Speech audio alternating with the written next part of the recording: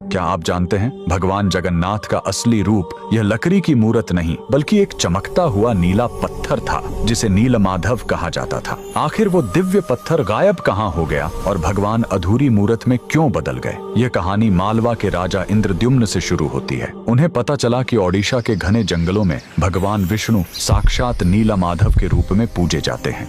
राजा ने अपने मंत्री विद्यापति को खोज पर भेजा। विद्यापति जंगलों में भटकते हुए आदिवासी सरदार विश्ववसु तक पहुंच गए, जो गुफा में गुप्त रूप से नीलमाधव की पूजा करते थे। विद्यापति ने सरदार की बेटी से शादी की और जिद करके गुफा देखने की बात मनवा ली। सरदार ने शर्त रखी कि वे उनकी आंखों पर पट्टी बांधकर ले जाएंगे, लेकिन विद्यापति ने चालाकी की। उन्होंने रास्ते में चुपके से सरसों के बीज गिरा दिए। कुछ दिनों बाद जब बारिश हुई तो सरसों के पौधे उग आए और विद्यापति को गुफा का रास्ता मिल गया। उसने तुरंत राजा को खबर दी। राजा इंद्रद्युम्न अपनी विशाल सेना लेकर घमंड के साथ भगवान को लेने पहुंचे, लेकिन उनके वहां पहुंचते ही नीलमाधव की मूर्ति हमेशा के लिए गायब हो गई। भगवान अपने भक्त विश्ववसु के साथ हुए धोखे और राजा के घमंड से नाराज थे। राजा ने रोकर माफी मांगी और अन्न जल त्याग दिया। तब आकाशवाणी हुई, मैं अब उस पत्थर के रूप में नहीं मिलूंगा, अब मैं समुद्र तट पर एक लकड़ी के लट्ठे के रूप में आऊंगा। कुछ समय बाद पुरी के समुद्र तट पर एक विशाल अद्भुत लकड़ी का लट्ठा तैरता हुआ आया।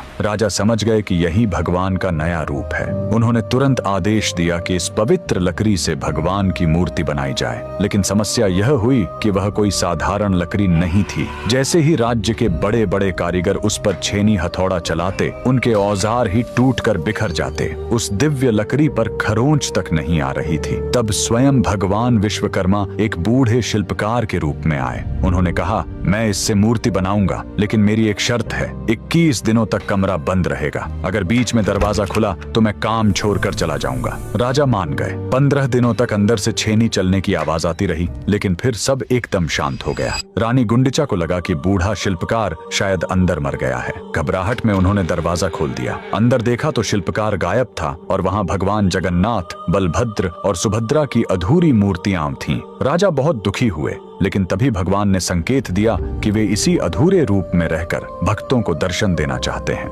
यही कारण है कि आज भी हम भगवान के उस अधूरे लेकिन सबसे प्यारे रूप की पूजा करते हैं। कमेंट्स में जय जगन्नाथ जरूर लिखें।